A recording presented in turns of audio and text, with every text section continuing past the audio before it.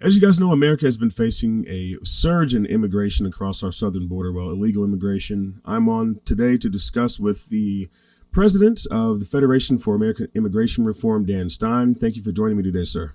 Great to be with you. So, as I mentioned, we have record numbers of illegal aliens pulling across our southern border. The latest data from the U.S. Customs and Borders Protection shows that for the fiscal year 2022, more than 2.7 million illegal aliens came to the United States. I mean, this figure alone is roughly the same as all 4 years under the Trump administration combined. What's your reaction to this? Well, 2.7 million have actually been either paroled or gotten through without detection. Basically, 5.5 million have actually crossed the border illegally during the time Biden is in office, which is an astounding number, historically without precedent, reflecting the global realities of hundreds of millions of people on the move who want to move, the 2.5 billion people all over the world who would like to move to a few countries like the United States. And we have a president and, frankly, the Democratic Party, which has over the years systematically dismantled every aspect of immigration law enforcement to decrease the probability that somebody coming illegally will ever be removed. So not surprisingly, word gets out, cartel operatives pass along the word, charge exorbitant fees, employers work with smugglers who put people in a form of modern-day indentured servitude, harvesting things like illegal cannabis and certain other things like that, in a massive industry, smuggling in fentanyl and all kinds of other related criminal activities. Biden administration apparently thinks this is just fine, because when Biden came into office, first 60 days, in front of everybody, in plain view, dismantled everything that was working. Executive order after executive order, basically the blood on his hands. You have to be a really stupid politician to turn around and do something so ham-handed in front of everyone and then wind up saying, it's only seasonal, it'll go away, it doesn't go away, and then ignoring it and hoping that there are no political consequences. So naturally, the public's outraged, as they should be. So do you think this is pure incompetence, or do you see it as more of a strategy toward embracing an open borders policy for the long term? It is difficult to overstate the magnitude of incompetence we have in the White House. Joe Biden was never a particularly strong senator from Delaware in the pockets of the credit card industry and the corporate and corporation community. It was kind of a small little operation that he was part of, and he advanced to national political office on the coattails of Obama. Now he's been given the nod by Obama on Super Tuesday during the election in 2020, so he got the nomination. But let's face it, never being a strong guy, always being flawed in his character because he cheated all the way from law school on, we should not be surprised that a guy who's never had any executive responsibility doesn't know how to run anything. But the worst part is what we see today is the mummification under Biden, the mummification of their policy, whereby these radical operatives that he's hired who are in the White House, many of whom are holdovers from the prior administration, Obama, not Trump, basically running the show and running the administration's popularity into the ground with one bad decision after another. Normal politicians, and you would think a politician of Biden's gravitas and experience would know if something's not working, you got to try something different. You pivot, you move to the center, you triangulate, you do something, even if it's a head fake, to try to convince the American people you actually understand their pain and you're taking steps to fix the problem. Biden, this guy is one stubborn mule. He refuses to face reality. And so politically speaking, he's running the whole party off a cliff, as we're going to see in the next few days. So what do you think that, let's just assume that a lot of these polls are correct and that Republicans are going to win control of the House, potentially win control of the Senate. In terms of border security, what should be priority number one for Republicans once they take control of Congress? Accountability, naturally, transparency. First thing is we have a crook who's running Department of Homeland Security. This guy, Alejandro Mayorkas, is a lying son of a bitch who stands in front of Congress, wasting people's time, telling them lies, stands in front of the American people, telling them lies, who basically creates out of whole cloth whatever immigration law he feels personally are consistent with his, quote, values. and says stuff like, well, I don't like the law. It's not who we are. We'll just let all these people in. And he's doing it under a provision called parole, which is supposed to be, as stipulated by Congress, a very limited use process on a case-by-case basis for a handful of people for extraordinary reasons. He's turning around and waving a magic wand like some kind of fairy godmother and going, okay, this group deserves some attention. Sure, we'll let the Venezuelans in. We'll let the Haitians in. We'll let the Central Americans in. We'll let the Ukrainians in. Suddenly parole becomes this open door where he can just let in millions and millions of people and say, well, they'll get their day in court someday. Someday, maybe they'll make an affirmative asylum claim if they ever show up for a hearing. And of course, if they don't show up for the hearing, nobody goes and finds them. If they do show up and they have the claim denied and they're ordered removed, they don't leave anyway. And somehow taxpayers are supposed to pay all this money to go find them years down the line after they've married citizens and gotten jobs and all that stuff. And then turns around at the same time pushing an amnesty through Congress. This is organized fraud, working in cahoots with criminal cartels to smuggle aliens into the country. And the government is a co-conspirator in the process of trafficking aliens into the country at night without community consultation. I mean, this is corruption at the highest degree. Republicans need to root this thing out. First of all, with aggressive oversight, begin impeachment inquiries on Mayorkas, and it really has to be threatened with removal, particularly if they get control of the Senate. The prospect of real impeachment has to be taking place. And it doesn't matter who Biden, ultimately the buck stops with Biden. When Biden turned around and basically allowed Mayorkas to lie about Border Patrol misconduct, alleged misconduct, and there were no consequences, when Biden doesn't even frankly put Mayorkas' head on a platter and say, you know what, you're incompetent and we can't have a foreign invasion of this magnitude.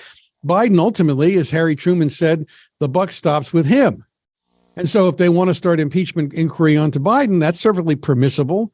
But the point is, if you have a chief executive who won't carry out the essential functions of the commander in chief, foreign relations, military defense of this country, control of our borders, printing money. If you have a chief executive who won't defend Hawaii against invasion by the Chinese, or won't defend against the printing of counterfeit money by his political allies, or won't control our borders consistent with the laws Congress has painstakingly crafted over generations, these are the reasons why we have the impeachment power in the first place.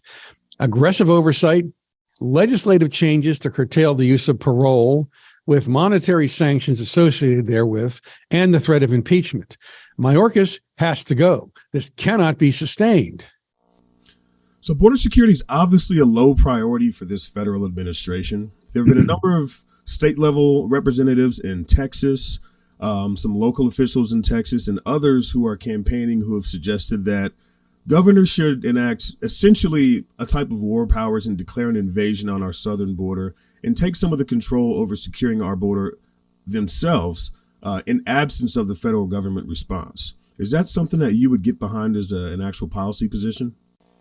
I guess the question becomes, at what point is the weaponization of migration and invasion as consistent with what the founding fathers might have meant?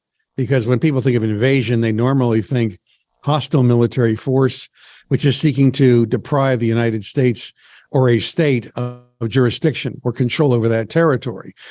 People running across the border in an ad hoc fashion is arguably not consistent with what was intended by the term invasion, because the writ still runs for the U.S. government. And when the U.S. government objects to the states putting up, for example, as Arizona has done, storage containers along the border, the federal government is simply saying we still have control, we still have jurisdiction, which is therefore meaning that there still, has not been a declared foreign invasion. But the way the Constitution is worded, it appears to, in times of emergency, give states the authority to declare an invasion if the federal government is unable to do anything about it. It's a close constitutional question. But in the end, what happens if 30 million people, as could easily happen over a period of a couple of years, the way this is going, because people all over the world are transiting to get to South America, Central America, and going up through the Darien Gap and Panama, heading toward the United States, because the word gets out. At what point are states going to have to be empowered to protect their sovereignty? Because in entering into the federal compact, there's a certain expectation that the federal government is going to carry out its obligations under the Constitution. And so for the first time in our history, we have a chief executive who's failing in this most fundamental responsibility.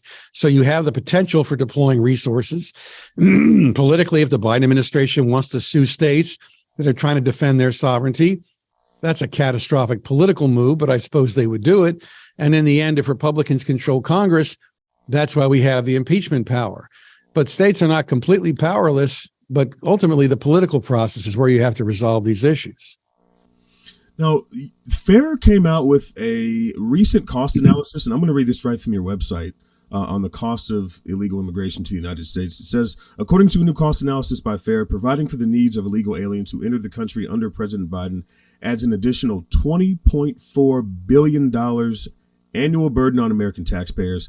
This figure is in addition to the well over $140 billion a year cost burden taxpayers are already bearing to provide benefits and services for the longer-term illegal alien population. And this comes at a time that Americans are facing 40-year high inflation. We're facing 40-year high gas prices.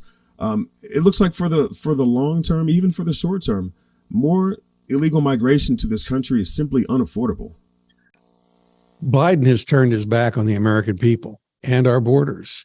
What a monstrous betrayal to America's most vulnerable citizens, to young Americans who are in schools, in overcrowded schools now already, people who've been set back several years anyway by the lockdowns and the pandemic, to suddenly overcrowd our schools with people who are illiterate in any language and not well educated, who need all kinds of remedial education and financial support just to get caught up to grade level, when we're not doing the job with our own folks here now. And really, if you think about it, it's unbelievable that in a superpower post-industrial information society, people would believe, who are the elites in this country, that we need to be importing millions of people who don't have the job earning ability, financial ability to actually cover more than the cost of the safety net. So naturally, these burdens fall on the taxpayer. Housing, education, healthcare, goes on, infrastructure. And for some reason, they don't seem to understand that this is a massive redistribution program from tax-paying citizens to people who have absolutely no financial stake in our country, people who've never paid any taxes, who just show up. And then the gaming of the system using the unaccompanied minor loophole, parents are letting their kids come in illegally, then they rejoin them later as sponsors, but they get special treatment through Health and Human Services and all kinds of benefits, public benefits that the average American may not qualify for. Financially catastrophic. And we estimate there's $100 billion of costs for this group Biden has let in over the course of their lifetimes. Will they earn that much in pay and taxes? Probably not, because they probably won't have the income earning ability to cover those costs. So, the problem with immigration is it's ultimately a structural thing. People at the very top of the economic food chain, if you will, think they're benefiting from the lower labor costs. You see all these help wanted ads out. People aren't applying for jobs because they'd rather live in their parents' basement than go out and work for a wage that's so low they obviously can't afford rent. So people opt out. And then they say, well, labor force participation is very low. We need to bring in more exploitable foreign workers who are too stupid to realize that they're signing up into a modern form of indentured servitude, really a form of wage slavery. And this whole thing winds up basically being a shakedown, which further enriches the wealthiest Americans. And as you see, since immigration took off in the mid-1970s, the gap between rich and poor and the middle class has been ultimately disappearing as that gap has gotten wider. It's very simple. A country should do its own work. And a country's first primary obligation is to its own people. Take care of them, give them opportunities, and not have them compete in unfair labor markets that artificially bid down the cost of labor. And Mr. Stein, one final question here. So aside from maybe impeaching and removing a couple public officials who are serving right now, what do you see as a viable solution? How do we fix this problem so that it doesn't continue long term? The objective right now is to survive for the next 2 years until 2024, when we may have a change in administration. During that time, Congress has to use every tool in its toolbook, which includes, as I say, not only impeachment power, but oversight responsibility, expenditure controls responsibility, sanctioning what DHS is doing, mandating the use of funds to be used in a particular way, continue to build physical structures, mandating the self-executing enforcement of employer sanctions, streamlining adjudications so we can remove aliens who have no right to be in the country. I mean, in the end, if you don't go back to a principle that says if you don't play by the rules, you don't play the game. If you violate our immigration laws, you're never going to get a green card. I mean, those are the principles that work. The deterrent value of what we saw during the Trump administration has to be replicated. And Congress does have tools in its tool chest if it's willing to use them. Dan Stein, thanks for joining me today. Appreciate it. My pleasure.